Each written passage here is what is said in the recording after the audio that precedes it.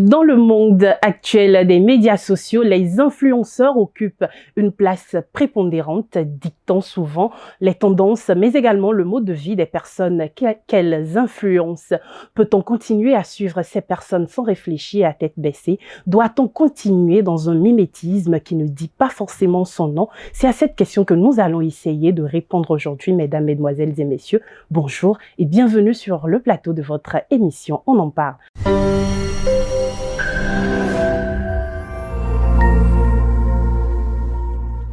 Pour en parler aujourd'hui, j'ai reçu pour vous des personnes qui ne vous sont certainement pas anodines, des personnes qui s'y connaissent en matière d'influenceurs, mais également de savoir-vivre et de bon comportement. Mesdames et messieurs, j'ai reçu pour vous Kismat Agbeti, connue sous le pseudo de Tatakis. Tatakis, bonjour. Bonjour. Merci de nous avoir fait l'honneur de votre présence. Je vous en prie. Elle ne sera pas seule sur le plateau de votre émission, toujours pour éclairer les uns et les autres sur la thématique des influenceurs. J'ai également reçu pour vous Madame Gambé Emion, connue sur le pseudo de Nangbedje. Nangbedje, bonjour. Bonjour. Comment vous allez? Ça va. La pleine forme ce matin? Ça va. Le décor ainsi planté, sans transition aucune, je me tourne vers Tatakis pour lui poser ma première question ce matin. Alors, Tatakis, aujourd'hui, avec un téléphone, tout le monde s'autoproclame influenceur, tout le monde est créateur de contenu. Dans ce foutu, qui peut-on réellement appeler influenceur? Merci pour la question, elle est très pertinente. Alors, pour mon point de vue, celui qui mérite d'être appelé influenceur, c'est cette personne-là qui apporte du positif. Et j'appelle du positif de l'inspiration. J'appelle du positif de l'incitation. C'est-à-dire inciter quelqu'un à faire quelque chose de bien qui va contribuer à un plus dans sa destinée. J'appelle du positif un modèle. Quelqu'un qu'on peut suivre pour les valeurs qu'elle incarne. Vous voyez un peu? Donc, pour moi, ces personnes méritent d'être appelées influenceurs. Elle vient tout à l'heure de dire que une personne qu'on pourrait appeler influenceur, c'est celui qui arrive à impacter d'une quelconque manière la vie des personnes qui les suivent. Vous en dites quoi? Vous prenez parti de ce qu'elle dit? Bah ouais. Déjà, une influenceuse, c'est quelqu'un qui t'impacte positivement, pas négativement. On ne peut pas être en train de suivre quelqu'un qui ne fait pas du bon. On ne peut pas soutenir ou bien prendre pour modèle quelqu'un qui ne fait pas des choses raisonnables. Voilà. D'abord, pour prendre un influenceur ou une influenceuse comme ton modèle, il faudrait que ce dernier-là t'impacte positivement. Donc, elle a pleinement raison. D'accord, mais je vais rester avec vous pour vous demander, est-ce que être influenceur est un métier ou c'est juste, comme les gens le disent, un buzz du moment? Non, ça dépend. C'est un métier pour d'autres, d'accord? C'est pas un métier pour tout le monde. Vous, par exemple, dans votre cas, est-ce non, que moi, c'est votre métier? je ne suis pas influenceuse. Je suis sur les réseaux, je vends, je suis une commerçante sur les réseaux. D'accord? Je ne suis pas influenceuse. Celle qui s'appelle influenceuse, c'est celle-là qui n'a pas un métier sur les réseaux, qui ne fait pas peut-être du commerce sur les réseaux. D'accord? Celle-là qui vit des réseaux. Et quand je parle de vivre des réseaux, c'est elle fait des partenariats, elle fait les collaborations, elle a des opportunités grâce à son plateforme. Mais moi, je suis une commerçante. Donc, c'est deux choses carrément différentes. Et vous, Madame Kiss, vous... Alors, pour répondre à la question de savoir si je me définis en tant qu'influenceuse, vous savez, ça a deux volets, hein. Moi, je ne vis pas de ce que je fais sur TikTok. Bien au contraire. Je suis juriste de formation et de carrière. Je vis de mon métier de juriste. Vous comprenez? Alors, ma présence sur les réseaux sociaux est venue d'un constat. Le constat de ce que le monde boit de l'alcool, je le dis souvent, l'éducation est en faillite. Et moi, je me suis proposé de venir sur les réseaux pour racheter la part de l'éducation que les parents ont ratée et leur remettre cela. C'est pour ça que je suis sur les réseaux. Justement, vous êtes sur les réseaux pour rééduquer à votre manière voilà. les usagers ou les utilisateurs de ces réseaux-là. Très bien dit. Mais dites-moi, de par votre position, vous êtes mieux placé pour nous dire si est-ce qu'on devrait se laisser emporter par tout ce qu'on voit sur les réseaux. Mais non, il faut savoir faire la part des choses. Savoir faire la part des choses, ça part déjà de soi-même. C'est-à-dire que le problème aujourd'hui que moi, je constate sur les réseaux, c'est que les gens, je le dis souvent dans toutes mes vidéos pratiquement, les gens sont en crise identitaire. Les gens ne connaissent pas leur identité. Et quand tu ne connais pas ton identité, tu vas chercher à te définir par rapport à quelqu'un. Il n'y a rien à faire. Et donc, c'est de là que vient cette montée d'influenceuses-là. Parce qu'il y a des personnes forcément en qui tu te reconnaîtras. Il y a des personnes qui viennent sur la toile insulter du matin au soir. Il y a des gens qui se reconnaissent dedans. Eux, par exemple, ils sont impactés par ces personnes-là. Comme il y en a, nous autres, on est scandalisés quand on voit certaines choses. Vous comprenez? Donc, tout part du modèle que toi-même, tu es pour toi-même d'abord, avant de chercher ton miroir chez les autres. Vous voyez? Donc, c'est un peu ça. L'influence, c'est vous qui définissez le degré d'influence que tel ou tel aura envers vous. Mais il faut vous connaître d'abord. Parce que si vous ne connaissez pas qui vous êtes, vous ne pouvez même pas savoir qu'est-ce qui vous correspond. Il y a des personnes, ils se reconnaissent dans tout. Justement, peut-être parce qu'ils ne se connaissent pas eux-mêmes. Bien sûr, c'est ça. Vous voyez, donc c'est important de pouvoir faire cette part des choses-là. Une influence, oui, mais de quelle influence on parle? Une influence positive. Parce qu'une influence a deux volets. Il y a une influence négative, il y a une influence positive. Moi, aujourd'hui, par la grâce de Dieu, je reçois des gens en entretien privé que j'ai vu influencer de façon négative par des personnes sur la toile. Elles ont perdu confiance en elles, elles sont en dépression. Quand quelqu'un de 25 ans, un exemple simple, une jeune fille de 25 ans qui vient sur la toile, vous montrez qu'elle a ci, elle a ça, elle a ceci, elle a cela. Toi, en temps, tu as 30 ans. Et tu n'as même pas le tiers de ce que l'autre vient t'exposer. Tu te remets en cause, en fait. Tu te remets en cause, tu commences pas à réfléchir, mais moi, là, c'est quoi? Je traverse la vie. À quel niveau les autres s'arrêtent pour avoir ces choses-là? Moi, je suis où? En fait, il y a tout un mélange qui se passe dans la tête et on cherche les solutions faciles. En tant que vous ne le savez pas, qu'est-ce que l'autre vend? Qu'est-ce que l'autre fait dans le secret pour être au niveau où il est? Voilà pourquoi le discernement doit revenir au centre de ce débat-là. Sinon, vous allez vous perdre, il n'y a rien à faire. Elle a dit tout à l'heure qu'il faudrait avoir l'esprit de discernement, ou que le discernement doit revenir au centre du débat, sinon les gens vont se perdre. Vous, de par votre posture, vous êtes déjà arrivé, on a eu le temps de constater sur les réseaux que vous entrez en conflit avec des personnes. Qu'est-ce que cela vous a apporté de positif ou de négatif? Est-ce qu'elle vous a apporté en visibilité peut-être, ou est-ce qu'elle vous a cassé? Bon, je dirais ça m'a cassé, pour être franc. Les bad buzz, ça ne rapporte absolument rien. Que personne ne nous mente. Les bad buzz, par exemple, quand tu vends, quand tu es commerçant comme moi, ça avantage plus les influenceuses, celles qui sont les influenceuses qui vivent des réseaux sociaux. Je ne sais même pas si ça leur ramène des opportunités parce que je me dis, ceux qui doivent vraiment leur apporter de vraies opportunités rentables sur une longue terme, ceux-là sont pas dans les bad buzz. D'accord? Supposons, une influenceuse qui est tout le temps dans les bad buzz ne peut pas coller son image à une grande entreprise. Déjà, ça c'est non. Parce que les entreprises respectueuses ne voudraient pas se coller à elle. Déjà. Donc, quand tu es tout le temps dans les bad buzz, ça ne t'apporte absolument rien. Mais nous avons copié l'habitude du béret, ce que les Ivoiriens appellent béret. Nous voulons faire comme eux ou nous. Oui, mais nous ne sommes pas les Ivoiriens. D'accord? Les Ivoiriens ne tiennent pas à cœur comme nous.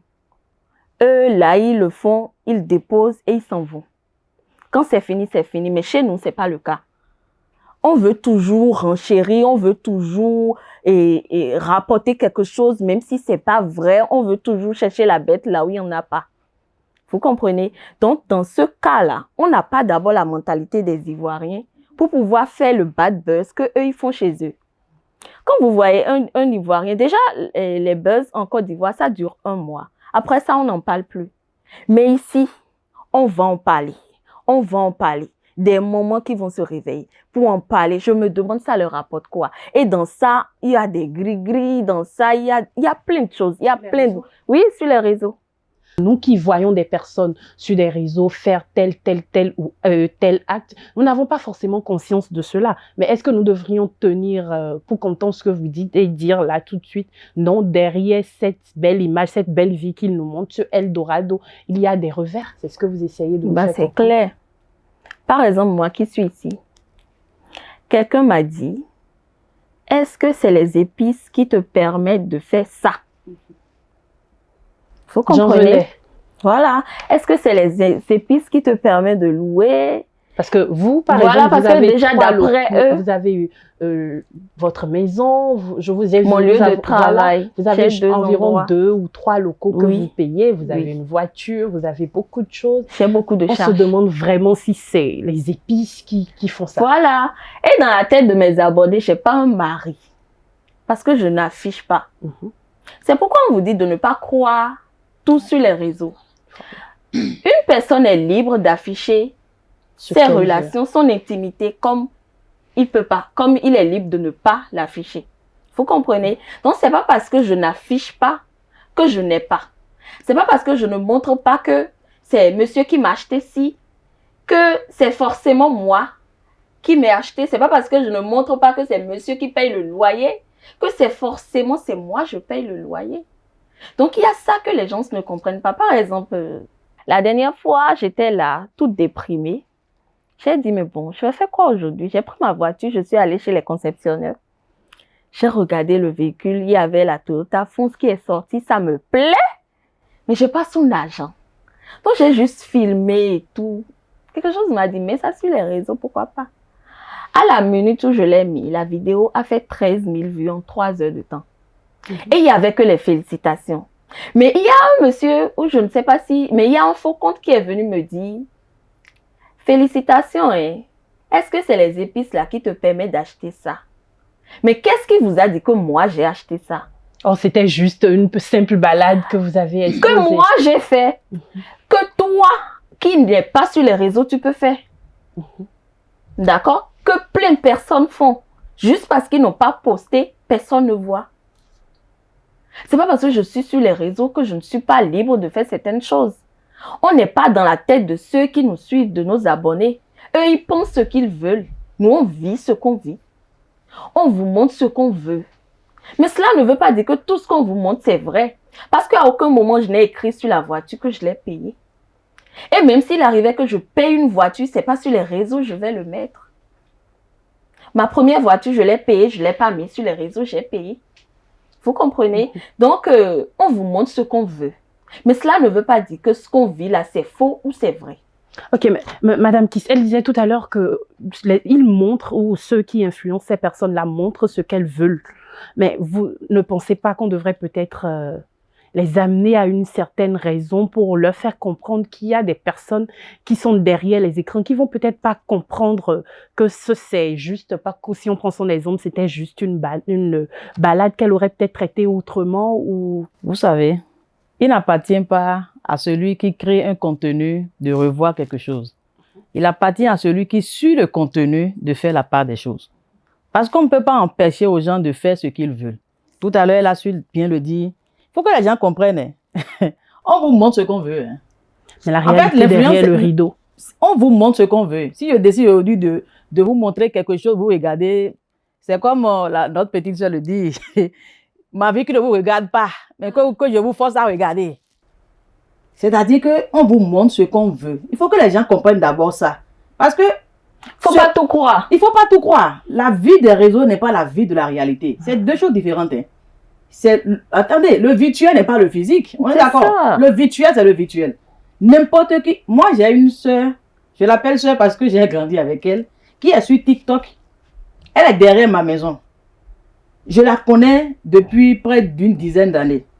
Je sais là où elle habite. Je connais sa maison, quand il pleut, tu ne peux pas rentrer. Il a dit que là où elle habite, là, avec sa mère, quand il pleut, tu peux pas rentrer. Parfois même, la pluie, le niveau de pluie même fait qu'elle déménage pendant la période de pluie pour aller ailleurs. Mais cette femme, cette fille, elle est sur TikTok.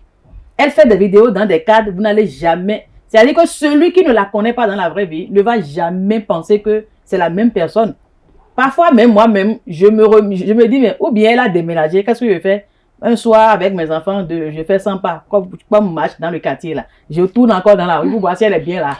Et je vois qu'elle est toujours là. Donc, écoutez, la vie des réseaux, c'est une vie virtuelle. Il faut que les gens comprennent ça.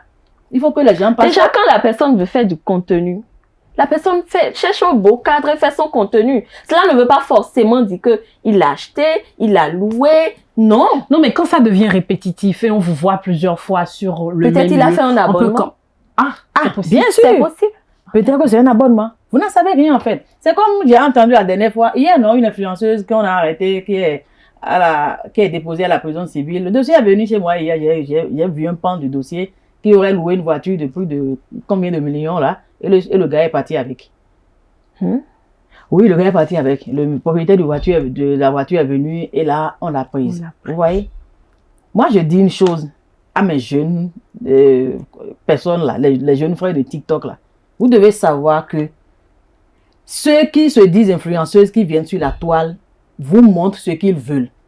Vous avez l'obligation, le devoir de prendre ce qui vous correspond dedans. D'où je reviens encore la question de l'identité. D'accord, mais est-ce que il vous est déjà arrivé de montrer vos peines réellement sur les réseaux? Est-ce qu'à un quelconque moment, vous avez voulu faire partager la vraie vie, votre vraie vie sur les réseaux? Moi, j'ai tout le temps partagé ma vraie vie. Mais j'ai partagé ce que je veux partager dans ma vraie vie. Vous comprenez? Par rapport à mon commerce, par exemple, il y a des fois, j'ai des pets.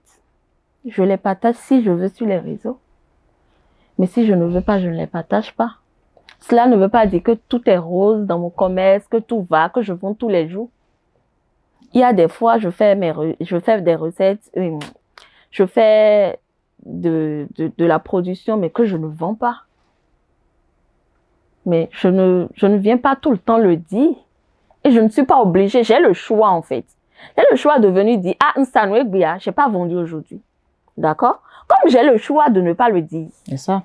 Ok, mais aujourd'hui, vous êtes connu de pratiquement des centaines de personnes vous connaissent grâce à votre concept Nangbeje. Mais j'aimerais savoir, est-ce que cela vous rapporte plus d'avantages que d'inconvénients? Quels sont les avantages que cela vous confère? Bon, ça me rapporte d'avantages comme d'inconvénients. Ça va de pair. Côté avantage, je dirais quoi? Bon, ça m'aide à écouler ma marchandise. Beaucoup de personnes me connaissent grâce à mon réseau TikTok. J'ai plus de clients qu'avant. Quand je n'étais pas sur les réseaux, personne ne me connaissait. C'est un peu comme je le dis. Il y a des personnes peut-être qui font mieux que moi, mais juste parce qu'ils ne sont pas sur les réseaux, personne ne les connaît. Et on pense que c'est moi, je fais mieux. Mais il y a des personnes en bas là qui font mieux que moi. D'accord? Donc voilà l'avantage que ça a. Quand tu es connu, les gens ont plus la facilité de venir payer chez toi que d'aller payer chez quelqu'un qu'ils ne connaissent pas. Et déjà, tout le monde achète chez toi.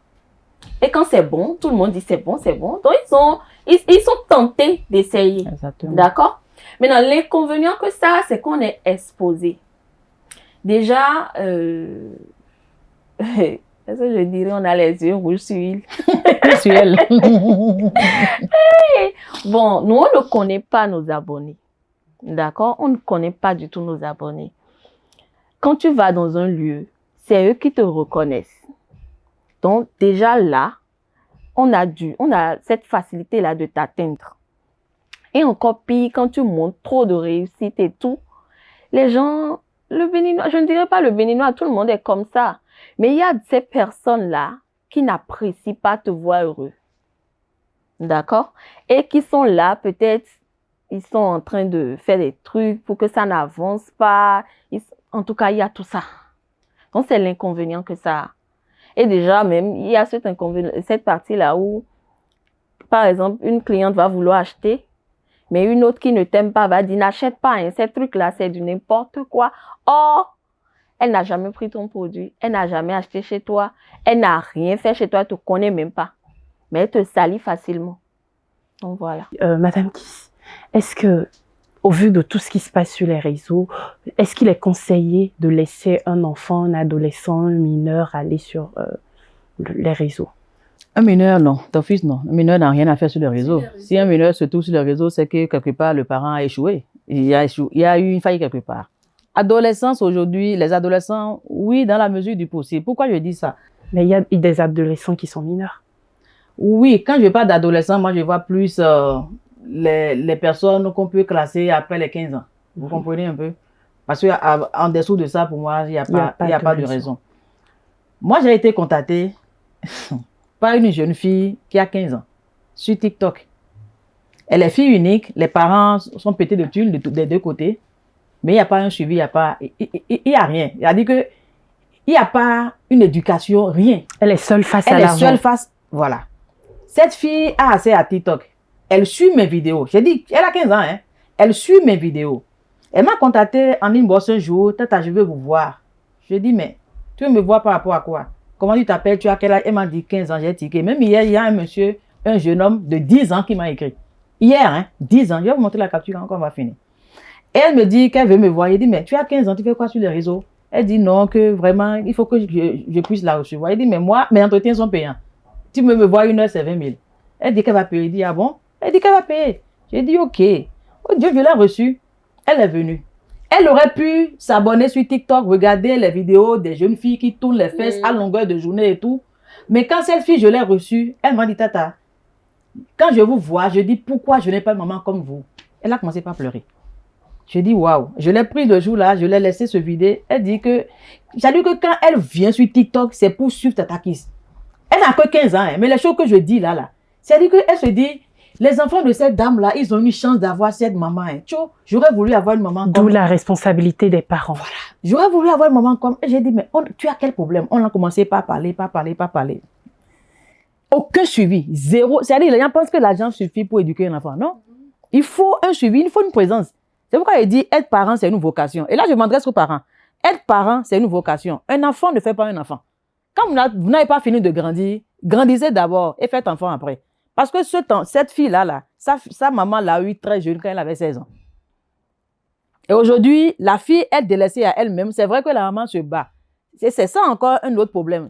On court dans tous les sens, mais on oublie qu'on court pour quelqu'un. On court pour les enfants, en fait. Cette jeune fille, elle était avec moi. Il sonnait 13h, 14h par là. Elle m'a dit, tout à l'heure, sa maman va appeler et va demander si elle a déjà mangé et si tout est OK. Effectivement, la maman, elle était avec moi. Mais la maman a appelé, elle a mis sur le haut-parleur. Oui, comment ça va? Tu as fait un peu, tu es déjà rentré, tu as déjà mangé, c'est bon, tu t'es reposé. Elle dit oui, qu'elle dort. Pourtant, elle était avec vous. Pourtant, elle était avec moi. Aucun suivi, zéro suivi. Cette maman ne sait même pas que sa fille de 15 ans a déjà voté 2 fois. Ouais. Elle ne sait même pas que sa fille de 15 ans a déjà voté 2 fois.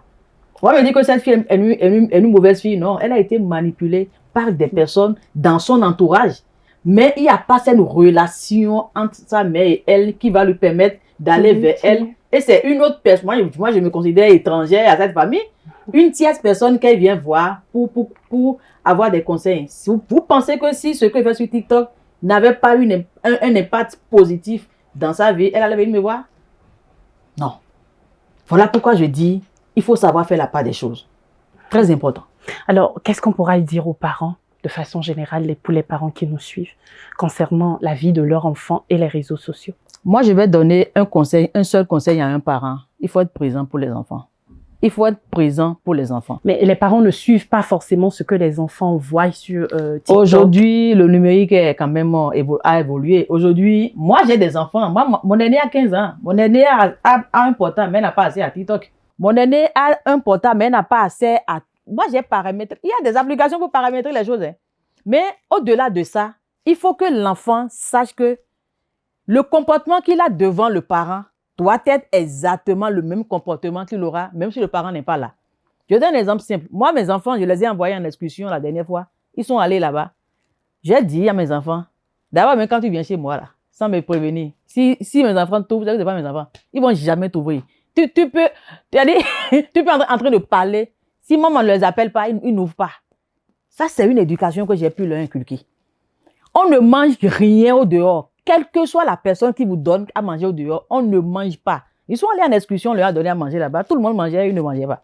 La maîtresse m'a appelé, m'a dit, mais d'abord, elle s'est rapprochée des enfants, mais vous ne mangez pas. Tout comme on donne maman. Elle a refusé. Elle m'a appelé, la maîtresse m'a appelé, elle a dit, mais Tata Kiss, vos enfants là, quoi, tout le monde mange. J'ai dit, mais est-ce qu'ils t'ont dit qu'ils ont faim? Est-ce qu'ils t'ont dit qu'ils ont faim? Les biscuits là, ils sont dedans tout le temps. Ils ne peuvent pas manger. Elle dit, non, mais j'ai dit, ma soeur, laisse-moi gérer mes enfants comme je les gère. Ils ne vont pas manger, point. D'accord, mais face au réseau, qu'est-ce que vous demandez? Face au réseau, je dirais présence et contrôle. Présence et contrôle. Moi, je ne conçois pas même que les enfants soient avec des portables d'un certain niveau. Moi, je vois des enfants avec des iPhones. Je vois des adolescents avec des iPhones. Moi-même, là, je n'ai pas iPhone.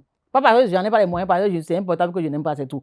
Mais je vois des enfants qui ont des iPhones. Je vois même des adolescents qui ont des mèches de 100 000, 150 000 sur la tête, pendant que la maman même a des nattes sur la tête et elle attache charbon dans le quartier. Vous voyez un peu, il faut que les parents sachent que être parent, c'est une vocation. Si vous n'avez pas la vocation d'être parent, vous allez démissionner. Et aujourd'hui, on voit ces enfants-là qui surpassent les parents et que les parents même attendent pour manger. Voilà, le scandale là-dedans. C'est ça. En fait, le problème, c'est que les parents, elles ont raté leur jeunesse.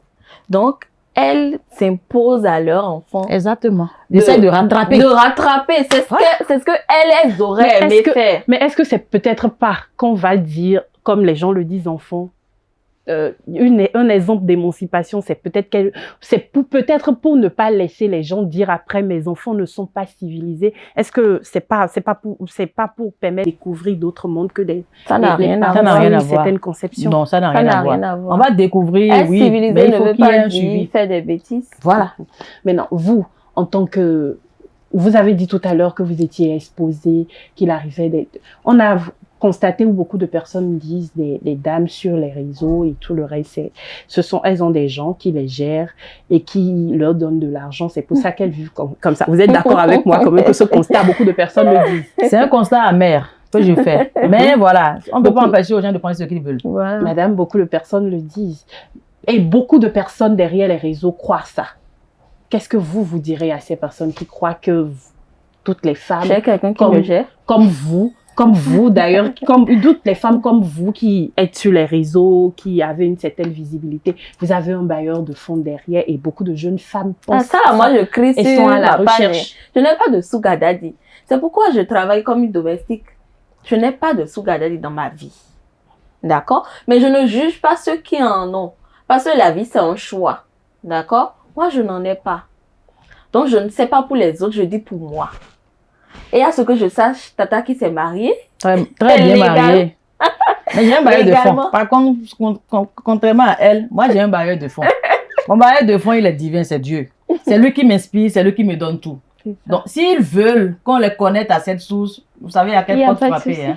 Mais est-ce qu'il faut quand même continuer à croire à ça? Non, mais on les laisse croire ce qu'ils veulent. Non, on va quand même pas les laisser croire ce qu'ils veulent. Déjà, on n'a pas d'explication à donner. D'accord. Parce que peu importe ce qu'on va dire, ils vont croire ce qu'ils veulent. Oui, mais ici, nous voudrions quand même utiliser cette émission comme un creuset d'éducation pour la jeunesse. Alors dites à vos jeunes sœurs qui vous suivent, à vos jeunes frères qui vous suivent, est-ce qu'il y a quelqu'un qui doit non, de financer, mon côté, il n'y en a pas. Ou carrément, c'est vous-même qui vous battez pour vous donner le statut que déjà, vous avez. moi, je dis sur ma page, le travail acharné, ça paye. Je me rappelle en 2020, quand j'ai commencé le TikTok, j'avais rien. Quand je dis rien, j'avais absolument rien. J'étais dans une chambre salon.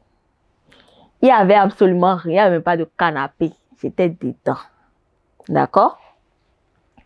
Mais j'ai commencé avec les sandwichs. Je vendais mes pains. Déjà depuis, je vendais ça depuis fin 2019 à 2020. Donc, j'ai commencé par là. Petitement, je suis rentrée dans les tontines. Parce que c'est ce que moi je fais. Ma vie là, c'est mon bail de faire cette tontine. Je fais mon truc et je ramasse. Parce que comme je le dis, moi je ne suis pas belle. D'accord? Les femmes belles, les femmes claires, excusez-moi. Elles sont sollicitées, genre, il y a les sugar daddy qui sont souvent derrière et tout. Moi, je me néglige. Je suis comme ça, je peux même faire mes vidéos. C'est pourquoi souvent quand les gens ici me voient dans la vraie vie, ils disent, mais Tata Nangbeje, tu es plus belle en vrai que sur les réseaux. Parce que sur les réseaux, moi, je suis comme ça, je m'en fous. Je fais des vidéos même sans me maquiller, je m'en fous carrément. À quel moment on va venir te draguer par ça? Donc moi, si je suis arrivée là et je ne suis même pas encore arrivée quelque part, mais s'il y a eu de changements dans ma vie, c'est le travail acharné. D'accord, j'ai travaillé, je me rappelle, j'ai travaillé 2 ans sans repos. Je travaillais 7 jours sur 7, 24 heures sur 24. Tout le temps. On sait ça. Alors moi, je voudrais dire aux jeunes 3 choses. Le premier, la vie à laquelle vous aspirez est de votre responsabilité. Le niveau auquel vous voulez, le niveau que vous voulez atteindre dans la vie, c'est de votre responsabilité. Quand quelqu'un vient sur la toile vous montrer telle ou telle chose, ça peut être vrai, ça peut être faux. Sachez faire la part des choses, c'est très important. Il y a des personnes même qui ont des choses incroyables qui ne viennent rien montrer. Qui ne viennent rien montrer. Et ces personnes sont les plus insultées d'ailleurs. Moi, par exemple, vous ne me verrez pas poster un voyage que j'ai eu à faire. Vous n'allez pas voir ça sur ma page. Vous n'allez pas voir mes occupations professionnelles sur ma page. Vous n'allez pas voir les personnes que je côtoie dans la vraie vie que des autorités sur ma page. Non. Je vous montre ce que je veux. Mais dans ce que je veux montrer, il y a une motivation qui est derrière. C'est d'apporter un plus à l'éducation des gens. Que les gens cessent de penser qu'on est dans un monde de bisounours. Non, on est dans une jungle où il y a des... Si tu ne sais pas qui tu es, les gens vont te marcher dessus, il n'y a rien à faire. Moi, c'est mon discours, ça. Il peut être cash, il peut être tranchant, on peut aimer, on peut ne pas aimer. Et puis ça, c'est encore un autre point. Vous qui êtes facilement affecté par X ou Y, là, il faut vous connaître. Sinon, quelqu'un ne va pas venir poster quelque chose et toi, tu vas trembler. Frustré, au point de déprimer. Il y en a qui cachent des envies, qui cachent de la jalousie, de l'animosité. C'est-à-dire, les gens sont dans les prisons de l'âme. En fait, c'est ça. Les gens sont dans les prisons de l'âme. Sortez de vos prisons. Sortez des prisons de l'âme. L'apparence, le virtuel, là, reste virtuel. La vérité, là, n'est pas la réalité. Et la réalité peut ne pas être la vérité. C'est ça. Il faut faire la part des choses.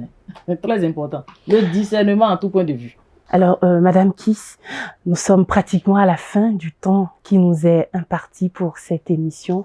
Un mot de fin, une recommandation, un conseil à l'endroit des parents, mais aussi de la jeune génération. Merci beaucoup. Alors, à l'endroit des parents, je voudrais m'atteler sur leur présence auprès des enfants, la clairvoyance, le sérieux. Parce qu'il y a des parents qui ne sont pas sérieux. Hein. Il y a des parents qui ne sont pas sérieux non plus. Et les enfants sont quand même tentés souvent de copier ce qu'ils voient faire chez les parents. Ils n'entendent pas ce que les parents disent, mais ils copient. Donc, soyez des modèles pour vos enfants, très important. Par rapport aux jeunes, je leur dirais de savoir ce qu'ils cherchent sur les réseaux. Autant les influenceurs savent ce pourquoi ils sont sur les réseaux, autant vous aussi qui regardez les contenus qu'on propose, vous devez savoir ce pourquoi vous êtes sur les réseaux. Parce qu'il y en a qui viennent pour perdre le temps, pour tuer le temps. Il y en a qui viennent pour noyer leurs soucis. Il y en a qui viennent pour... Il y a plusieurs motivations qui poussent les gens à venir. Donc, que dans tout ça, vous puissiez avoir un plus qui vous amène à sortir la meilleure version de vous-même. S'il faut être sur les réseaux et être pire qu'avant, ce n'est pas la peine. S'il faut être sur les réseaux pour améliorer l'être que vous êtes, là, il y a un impact positif qui est là. Donc, voilà un peu en gros ce que moi je vais dire. Merci. Alors, Nongwedje, vous renchérissez, vous dites quoi? Bon, moi, je dirais à mes jeunes sœurs que quand une femme réussit ou une sœur et leur sœur réussit, c'est pas forcément grâce à un sugar daddy. Le travail acharné, ça paye.